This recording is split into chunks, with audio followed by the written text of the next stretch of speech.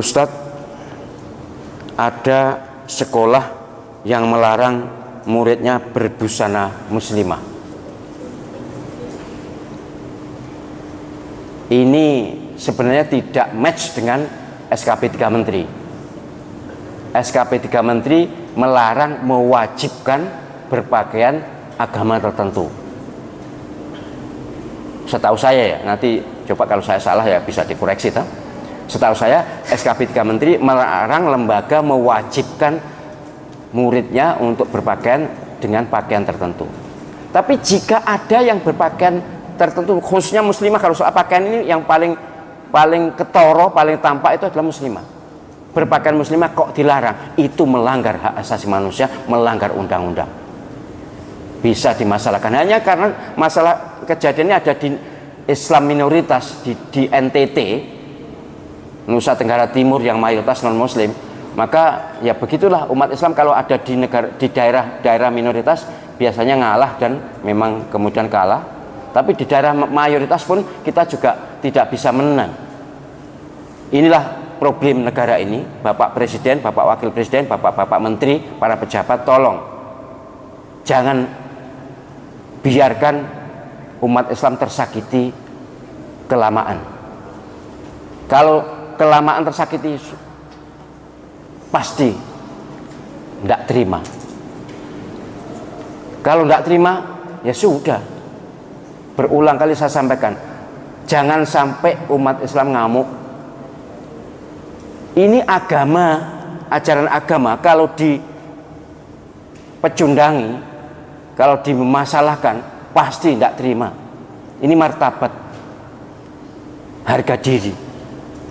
Jadi sekali lagi, kalau ada kasus seperti itu, tolong pejabat setempat wise, bijak, jangan sampai memancing amarah umat Islam. Dan saya berharap umat Islam jangan marah kecuali atas izin para ulamanya. Kalau para ulamanya sudah oke, ini sudah tidak bisa ditoleransi, ya sudah. Mati itu kecil, nyawa itu nomor 2, yang nomor 1 adalah agama, akidah. Jadi saya mohon kepada semua pelaksana pendidikan, jangan melarang siswa berpakaian sesuai dengan keyakinannya. Kalau mewajibkan memang ada larangannya, tapi larangan SKP ya. Kalau ulama, kalau kitab, kalau pengajian mewajibkan wanita berpakaian sesuai dengan aturan agama, baik nutup auratnya maupun tempat-tempatnya. Kalau di tempat di rumah memang tidak ada, ya ada tapi terbatas. Tapi kalau di depan umum kan harus menutup aurat. Dan aurat ini tidak bisa dipaksakan, oh sesuai pendapat ini bukan aurat. Semua yang berpendapat kepala bukan aurat bukan fakih. Mohon maaf ya, bukan ahli fikih. Saya tidak perlu nyebut nama. Semua yang berpendapat bahwa kepala wanita bukan aurat, rambut wanita bukan aurat, itu semuanya kalaupun disebut orang alim, tapi bukan ahli fikih.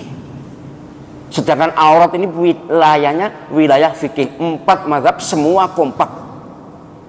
Pengikut 4 mazhab di seluruh dunia, saya sudah berkeliling di negara-negara Islam, semuanya mewajibkan wanita menutup kepala. Yang tidak menutup itu urusan masing-masing, tapi ajaran agama memang demikian. Tidak bisa ditafsiri. Wah, enggak, itu illa ma dzahara minha. Itu orang yang tidak pernah baca Quran begitu itu. Kalau membaca Quran seluruhnya harus difahami, ayat-ayat yang terkait dengan aurat dikumpulkan kemudian difahami seperti yang dilakukan para ulama. Tidak satu kitab pun, sekali lagi kitab nih ya, bukan buku, bukan jurnal. Tidak satu kitab pun, kitab fikih pun di seluruh dunia yang pernah saya baca, lebih 500 kitab, tidak ada yang membolehkan wanita muslimah membuka kepala di depan lelaki bukan mahram. Di depan umum gitu agamanya. Ini harus disadarkan kepada keluarga kita. Kalau ada sekolah yang begitu, laporkan. Kalau dilaporkan tidak mempan, ambil anak, keluarkan, ambil. Tidak usah sekolah di sekolah yang mendidik orang masuk neraka. Bagi kita ajaran Islam, wanita membuka kepala itu dosa kan? Kalau mau ngikuti ulama loh, tapi kalau tidak mau ya sudah.